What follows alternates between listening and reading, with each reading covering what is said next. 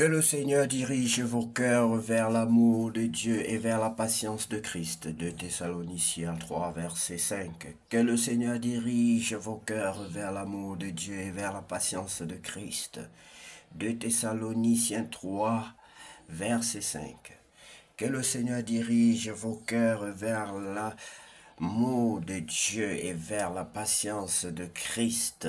2 Thessaloniciens 3, verset 5. Bonjour bien-aimés, c'est l'heure de la prière et de la repentance. Seigneur, en ce matin nouveau, nous venons te louer et te remettre cette journée avec foi et confiance. Père Céleste, merci pour le souffle de vie et pour tes bontés qui se renouvellent chaque matin. Nous te confions cette journée, nos projets, nos pensées et nos actions. Remplis-nous de ta sagesse et de ta paix. Dirige nos pas, fortifie-nous face aux défis et aide-nous à agir avec amour et bienveillance. Que tout ce que nous ferons aujourd'hui te glorifie et reflète ta lumière, comme il est écrit. Que le Seigneur dirige vos cœurs vers l'amour de Dieu et vers la patience de Christ. 2 Thessaloniciens chapitre 3, verset 5. Toujours nombreux, bien-aimés, très nombreux à revenir dans la maison du Seigneur. Nous vous encourageons et nous vous félicitons pour votre acte de bravoure. Revenez dans la maison du Seigneur car il y a de la place pour tout le monde.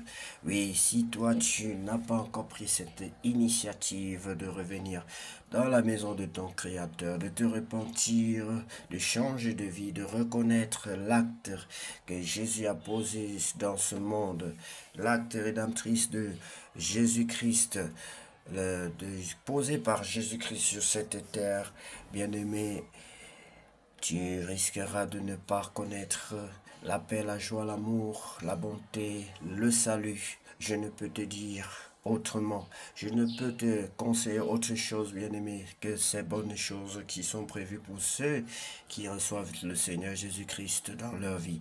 Si on ne croit pas qu'il y a l'amour, qu'il y a la paix, qu'il y a la joie, qu'il y a la bienveillance, qu'il y a la joie quelque part, bien aimé, c'est qu'on ne croit pas à l'acte de Jésus-Christ. Ce qu'on ne croit pas, c'est qu'on ne croit pas à sa souffrance, à sa mort et sa résurrection.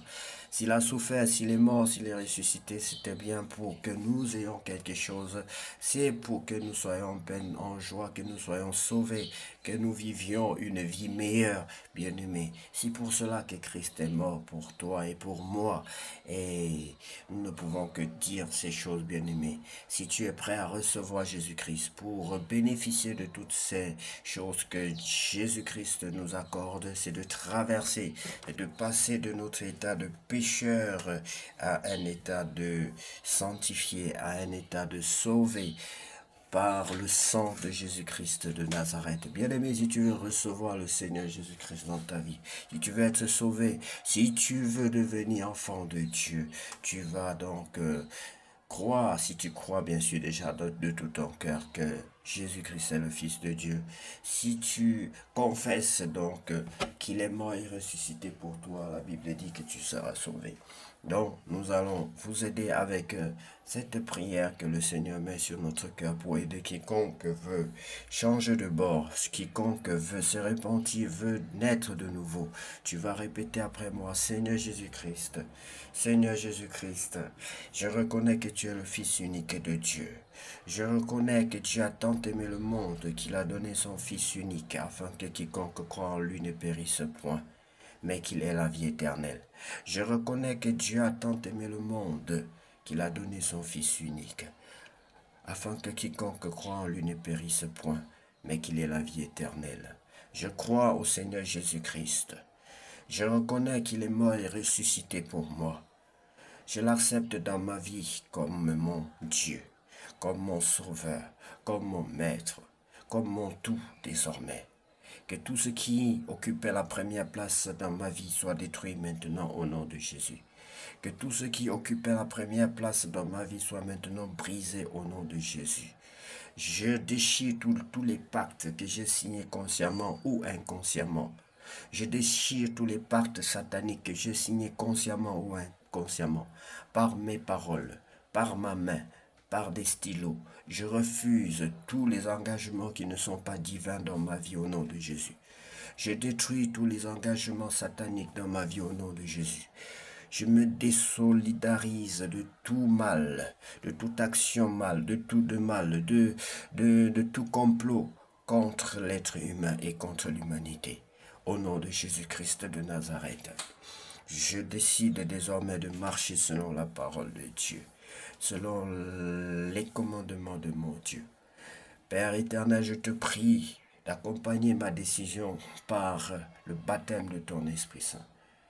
Baptise-moi de ton Saint-Esprit, remplis-moi de la présence de ton Esprit Saint pour me guider chaque jour de ma vie. Je t'en supplie, Père Saint, au nom de Jésus-Christ de Nazareth. Amen. Bien-aimé, si tu as fait cette prière de tout ton cœur, sache que l'Éternel est avec toi. Sache que Dieu n'est pas un homme pour mentir, ni le Fils de l'homme pour se repentir, mais ce que sa bouche dit, sa main l'accomplit.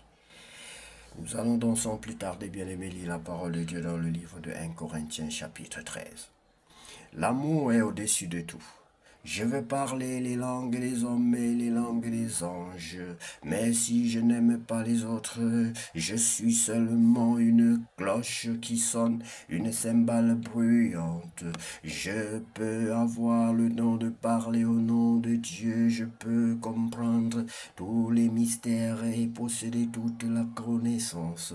Je peux avoir une foi assez grande pour déplacer les montagnes, mais si je n'aime pas les autres, je ne suis rien.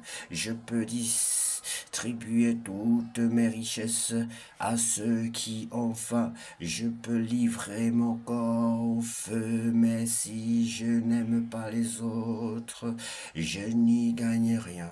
L'amour est patient, l'amour rend service, il n'est pas jaloux, il ne se vante pas, il ne se gonfle pas d'orgueil. L'amour ne fait rien de honteux, il ne cherche pas son intérêt, il ne se met pas en colère, il ne se souvient pas du mal, il ne se réjouit pas de l'injustice, mais il se réjouit de la vérité. L'amour excuse tout, il croit tout, il espère tout, il supporte tout. L'amour ne disparaît jamais, les paroles dites au nom de Dieu s'arrêteront. Le don de parler en langue inconnue disparaîtra, la connaissance finira. En effet, nous ne connaissons pas tout, et par les paroles dites au nom de Dieu les paroles dites au nom de Dieu ne sont pas complètes. Mais quand tout deviendra parfait, ce qui n'est pas complet disparaîtra. Quand j'étais enfant, je parlais comme un enfant, je pensais comme un enfant. Maintenant, je suis un homme et je n'agis plus comme un enfant. À présent, nous ne voyons pas les choses clairement, nous les voyons comme dans un miroir. Mais plus tard, nous verrons face à face. À présent, je ne connais pas tout, mais plus tard, je connaîtrai comme Dieu me connaît. Maintenant, 3 choses sont toujours là, la foi, l'espérance et l'amour. Mais la plus grande des 3 choses, c'est l'amour. La plus grande des 3 choses, bien-aimés, c'est l'amour. Entre la foi, entre l'espérance, entre l'amour et la foi et toutes ces choses. La Bible nous dit que la plus grande de ces choses, c'est l'amour, bien-aimé. Je n'avais jamais réalisé d'ailleurs. On se dit que la foi, c'est vrai, la foi donne la vie.